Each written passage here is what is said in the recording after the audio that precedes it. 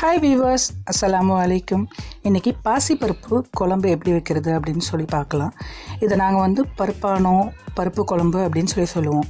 இதுக்கு 1 கப்பு பாசிப்பருப்பு நான் எடுத்திருக்கேன். இதை 2 வாட்டி தண்ணி ஊற்றி நல்லா அலசி வச்சுக்கலாம். நீங்கள் இது 4 பேருக்கு செய்யக்கூடியது. உங்களுக்கு மேற்கொண்டு நிறைய பேர் இருக்கிறாங்கனாக்கா நீங்கள் அதுக்கு தகுந்த மாதிரி நீங்கள் போட்டுக்கோங்க. 4 பேருக்கு இது போதுமானது. இதை நான் 2 கப்பு தண்ணி ஊற்றி நான் இதை வேக வச்சுருக்கேன். நல்லா வேகட்டும், அதாவது குழஞ்சிடாமல் நான் பாசிப்பருப்பை வேகிற அளவுக்கு நம்ம இதை வச்சுப்போம்.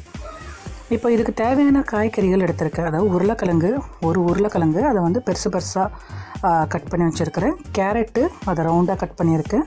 அவரைக்காய், முருங்கைக்காய், தக்காளி, வெங்காயம், கத்திரிக்காய் என்னோடது எக் பிளான்ட் அப்படிம்பாங்க. ஸோ பெரிய கத்திரிக்காய் அதை நான் சின்னதாக நான் கட் பண்ணி வச்சுருக்கிறேன். உங்களுக்கு வேறு ஏதாவது காய்கறி வேணாலும் நீங்கள் அந்த காய்கறியை ஆட் பண்ணிக்கலாம். பூண்டு ஒரு 6-7 பல்லு மாதிரி பூண்டு எடுத்துக்கோங்க. அதை நம்ம வேக போடும்போது பூண்டை நம்ம போட்டு விடலாம். இப்போ பாருங்கள், பாசிப்பருப்பு இப்போ ரெடி ஆகிடுச்சு, அதாவது வெந்துடுச்சு இந்த மாதிரி. இப்போது அதாவது ஃபுல்லாக வேவில் ஒரு முக்கால்வாசி வெந்திருக்கு. இதில் இப்போ இந்த காய்கறி எல்லாத்தையும் நம்ம கொட்டிடலாம். அதாவது எடுத்து வச்சுருந்த உருளைக்கிழங்கு, அப்புறம் கேரட்டு ரவுண்டாக நம்ம இதுக்கு பருப்பானத்துக்கு போடுவோம், அதாவது பருப்பு குழம்புக்கு போடுவோம்.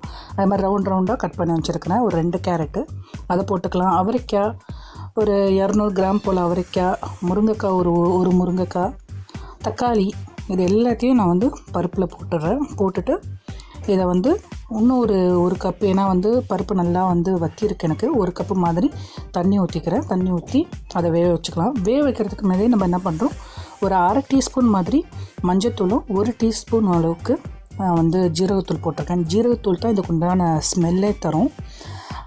நல்ல ஸ்மெல்லும் இருக்கும் ஜீரகத்தூள் போடுறதுனால. கண்டிப்பாக நீங்கள் 1 டேபிள் ஸ்பூன் இல்லை 1 டீஸ்பூன் நீங்கள் ஜீரகத்தூள் போட்டுக்கலாம்.